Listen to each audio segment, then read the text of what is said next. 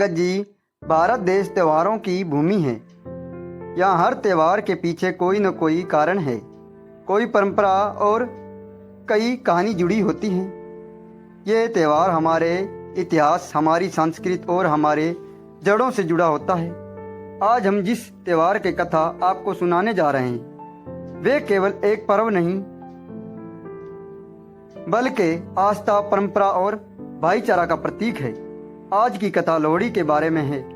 आज हम जानेंगे कि लोहड़ी क्यों मनाई जाती है, कब मनाई जाती है और इसका क्या महत्व है।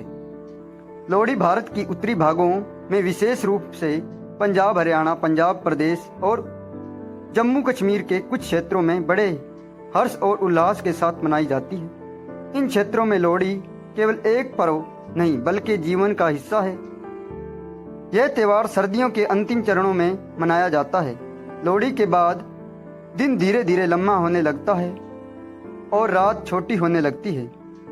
लोहड़ी से कुछ दिन पहले ही छोटे छोटे बच्चे घर घर जाकर लोहड़ी मांगते हैं। लोग उन्हें रेवड़ियाँ, मूंगफली, तिल्ली और मिठाइयाँ देते हैं। ये परंपरा आपसी प्रेम और मेल जोल को बढ़ाती है। लोहड़ी का त्यौहार पूरे समाज को एक साथ जोड़ने का कार्य करता है। लोहड़ी मकर संक्रांति से एक दिन पहले यानी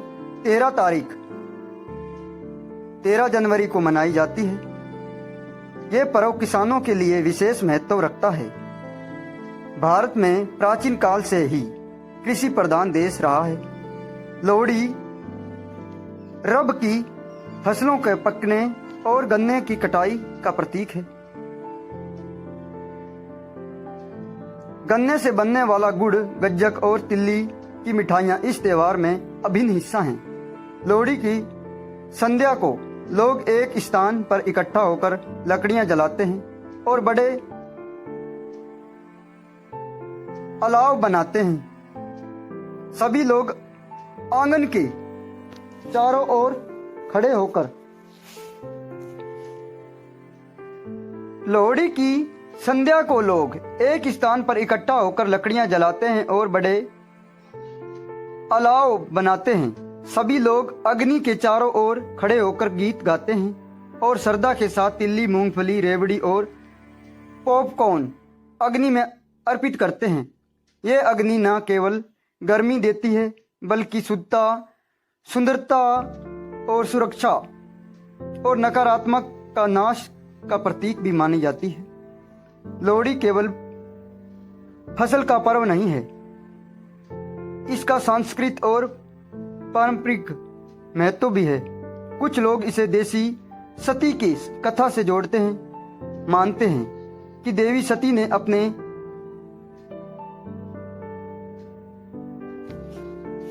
पति भगवान शिव को अपमान कारण अग्नि में अपना प्राण त्याग दिए थे। इसलिए अग्नि को पवित्र माना जाता है और उसका सम्मान किया जाता है।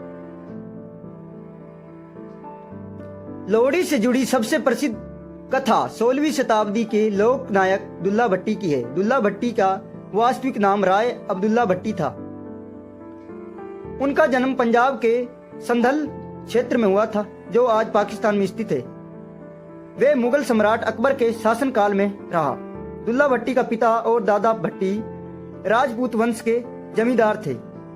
उनके पिता ने मुगल शासक का विरोध किया था, जिसके कारण उन्हें मार दिया गया। बचपन से ही दुल्ला भट्टी ने अन्याय और अत्याचार देखा और उसके मन में शोषणों के रक्षा के संकल्प पैदा हुए। उस समय मुगल शासन के दौरान भारी लगान, जबरन मजदूरी और विशेष रूप से युवतियों का अपहरण आम बात थी। कई हिंदू लड़कियों को जबरन गुलाम बनाकर दरबार में भेज दिया जाता था। दुल्ला भट्टी ने इन अत्याचारों के विरुद्ध आवाज उठाई। उन्होंने कई अपहरण लड़कियों को मुगल सैनिकों से छुड़वाया। न केवल उन्हें बचाया बल्कि उनकी शादी की व्यवस्था भी की और अपने ओर से दहेज भी दिया। इस कारण के लिए अमीरों से धन लेकर गरीबों में बांट देता था। इस कारण उन्हें पंजाब का रॉबिन हुड भी कहा जाता है। लोक कथाओं के अनुसार दुल्ला भट्टी ने सुंदरी और मुंदरी नाम के दो लड़कियों को अपहरण से बचाया।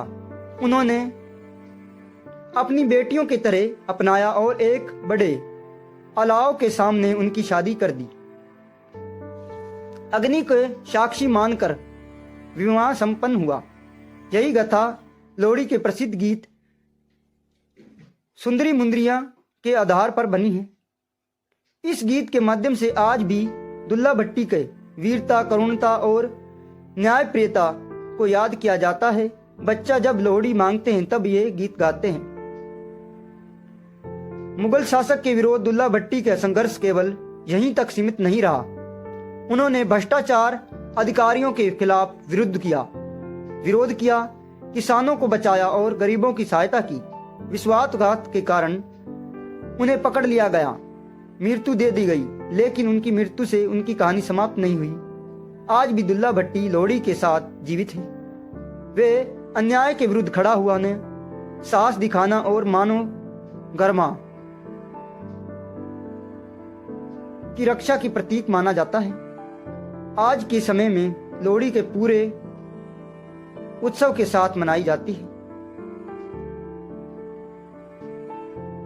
आग जलाई जाती है, भांगड़ा और गिद्दा किया जाता है।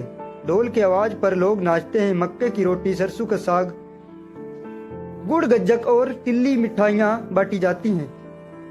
नवविवाहित जोड़ा नवजात शिशु के लिए पहली लोहड़ी विशेष रूप से मनाई जाती है। ये पर्व समृद्धि, अच्छी व्यवस्था और उज्जवल भविष्य के कामना का प्रतीक है। इस प्रकार लोहड़ी केवल एक पर्व नहीं बल्कि आस्था, परंपरा, एकता और साहस का संदेश देती है। यह लोहड़ी का सच्ची गाथा है।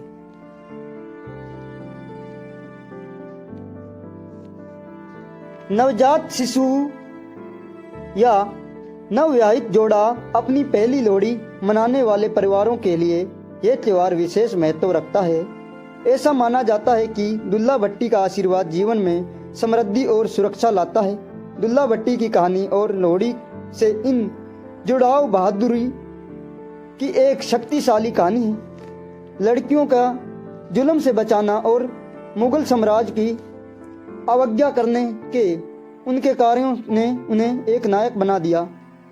दोस्तों, लोहड़ी का त्यौहार दुल्ला भट्टी की लिए एक श्रद्धांजलि के तौर पर माना जाता है, जिसकी कहानी हमें जुल्म के खिलाफ खड़ा होने के और जुल्मों को सजा देने की प्रेरणा देती है। दोस्तों, लोहड़ी केवल एक त्यौहार नहीं, ये एक सांस्कृतिक इतिहास और परंपराओं का एक जीवित ताना बाना है। दोस्तों, ठंड में मौसम में लोहड़ी का त्यौहार गर्मी लाता है।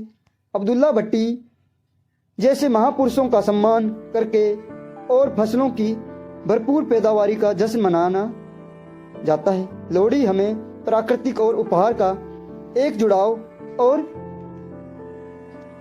संगीन का प्रेरणा देती है। दोस्तों, ये थी लोहड़ी की पूरी कहानी, जिसमें हमने आपको बताया कि लोहड़ी कब और क्यों मनाई जाती है, दुल्ला भट्टी कौन था। यह सब जानकारी आपको कैसे लगी?